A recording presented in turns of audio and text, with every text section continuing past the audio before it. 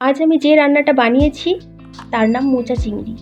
মোচা চিংড়ির এই সম্পূর্ণ রেসিপিটি তোমরা স্কিপ না করে দেখে নাও। নমস্কার, আমি প্রিয়াঙ্কা আর তোমরা দেখছো প্রিয়াঙ্কার রান্নাঘর। মোচা চিংড়ি বানানোর জন্য প্রথমে আমি একটা মোচা ভালো করে ছাড়িয়ে কুচি করে কেটে নিয়েছি। তারপর এটাকে নুন আর হলুদ দিয়ে জলে কিছুক্ষণ সময় আমি ভিজিয়ে রেখেছিলাম।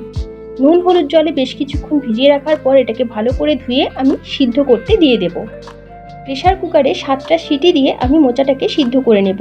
তার মধ্যে আমি চিংড়ি মাছটাকে ম্যারিনেট করে নেব। চিংড়ি মাছটাকে ম্যারিনেট করার জন্য প্রথমেই দিলাম লেবুর রস, তারপরে দিলাম নুন, তারপরে দিলাম হলুদ গুঁড়ো। নুন হলুদ আর লেবুর রস দিয়ে চিংড়ি মাছটাকে আমি ভালো করে ম্যারিনেট করে নিয়েছি। এরপর দেখো কড়াইয়ের মধ্যে আমি সর্ষের তেল দিয়ে দিলাম। তেলের মধ্যে আমি চিংড়ি মাছগুলোকে ভাজতে দিয়ে দিয়েছি। একটু উল্টে পাল্টে চিংড়ি মাছগুলোকে আমি ভেজে নেব। চিংড়ি মাছগুলো কিন্তু খুব বেশি লাল লাল করে ভাজার দরকার নেই, খুব হালকাভাবেই আমি চিংড়ি মাছগুলোকে ভেজে নেব, যাতে করে চিংড়ি মাছের ফ্লেভারটা নষ্ট না হয়ে যায়। দেখো ঠিক এইভাবে হালকা করেই আমি চিংড়ি মাছগুলোকে ভেজে তুলে নেব।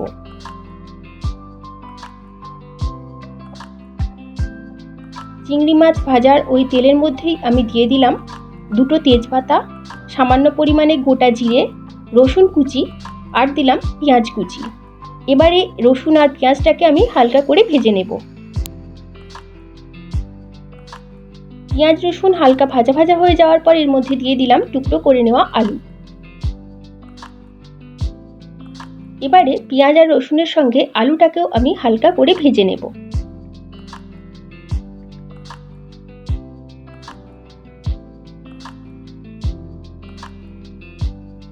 আলুগুলোকে হালকা করে ভেজে নেওয়ার পর এখানে আমি দিয়ে দিলাম নুন, হলুদ গুঁড়ো, জিরে গুঁড়ো, ধনে গুঁড়ো আর দিলাম সামান্য পরিমাণে চিনি। চিনিটা আমি কালারের জন্য দিলাম, পরে আমি এখানে আবার চিনি দেব। এই মশলাগুলো দেওয়ার পরে আমি আলুটাকে আরও একটু ভাজা ভাজা করে নিলাম। আর এরপর এখানে দিয়ে দিলাম গ্রেট করে নেওয়া আদা।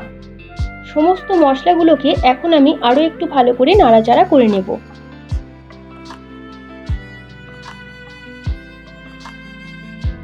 এরপর মশলাটাকে ভালো করে কষিয়ে নেওয়ার জন্য আমি এখানে বেশ কিছুটা পরিমাণে জল দিয়ে দিলাম।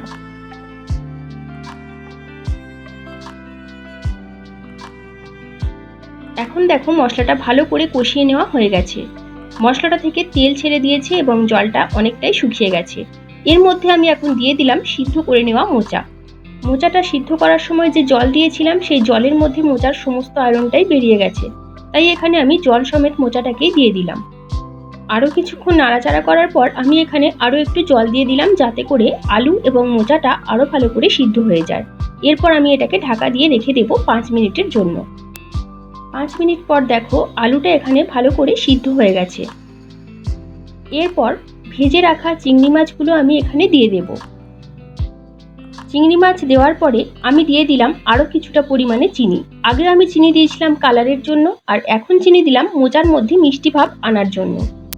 চিংড়ি মাছটা দেওয়ার পর মোচার সঙ্গে চিংড়িটাকে আমি ভালো করে নাড়াচাড়া করে 2 মিনিট মতো রান্না করে নিয়েছি। এরপর উপর থেকে দিয়ে দিলাম গরম মশলার গুঁড়ো আর দিলাম 1 চামচ ঘি। ঘি আর গরম মশলাটাকে একটু ভালো করে নাড়াচাড়া করে আমি আরও 1 মিনিট মতো রান্না করে নিলাম। তারপর আমি গ্যাসের ফ্লেমটাকে অফ করে এটাকে স্ট্যান্ডিং টাইমে রেখে দিয়েছিলাম। এরপর দেখো কিছুক্ষণ স্ট্যান্ডিং টাইমে থাকার পর আমি মোচাটাকে সার্ভ করার জন্য চলে এসেছি। তোমরাও যদি বাড়িতে এইভাবে মোচা চিংড়ি বানাও তবেই এর স্বাদ বুঝতে পারবে। আশা করি তোমরা এটাকে দেখেই বুঝতে পারছো যে এই মোচা চিংড়ির টেস্ট কতটা সুন্দর হয়েছে। আজকের আমার এই মোচা চিংড়ির রেসিপিটি ভালো লেগে থাকলে চ্যানেলটি সাবস্ক্রাইব করে পাশে থাকার অনুরোধ রইল। আর হ্যাঁ, তোমরা যারা আমার চ্যানেলটিকে অলরেডি সাবস্ক্রাইব করেছো তাদেরকে অসংখ্য অসংখ্য ধন্যবাদ। তোমরা সবাই খুব ভালো থেকো, সুস্থ থেকো, সাবধানে থেকো। ফিরে আসবো নতুন কোনো ভিডিও সঙ্গে নিয়ে। আজকের মতো টাটা।